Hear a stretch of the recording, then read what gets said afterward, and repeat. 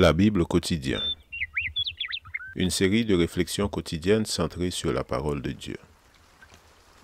Que ce livre de la loi ne s'éloigne point de ta bouche. Médite-le jour et nuit pour agir fidèlement selon tout ce qui y est écrit. Car c'est alors que tu auras du succès dans tes entreprises.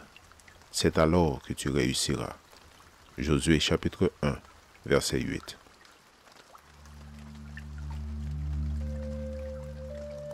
Aujourd'hui, le 9 novembre, se donner au Seigneur.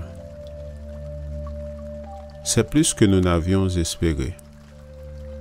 Ils se sont d'abord donnés eux-mêmes au Seigneur et à nous par la volonté de Dieu. 2 Corinthiens chapitre 8, verset 5. Les membres de l'Église de la Macédoine comprirent le véritable esprit d'économat et de philanthropie. Avec sacrifice, ils réunirent une offrande pour aider les chrétiens nécessiteux de Jérusalem, mais en réalité, ils se donnèrent d'abord à Dieu. C'est là la condition indispensable pour que nos offrandes remplissent vraiment leur fonction réelle.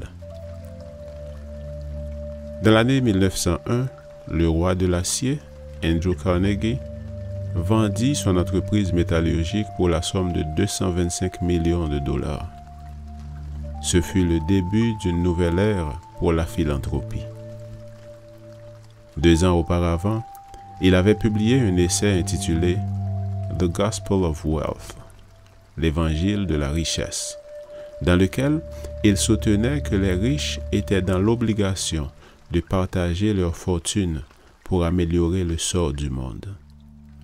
Il s'engagea donc aussitôt à convertir son rêve en réalité, faisant don de 350 millions de dollars pour soutenir diverses œuvres charitables, particulièrement des bibliothèques à travers les États-Unis. Il établit aussi un précédent, rendre ses richesses à la société, qui a su supporter l'épreuve du temps.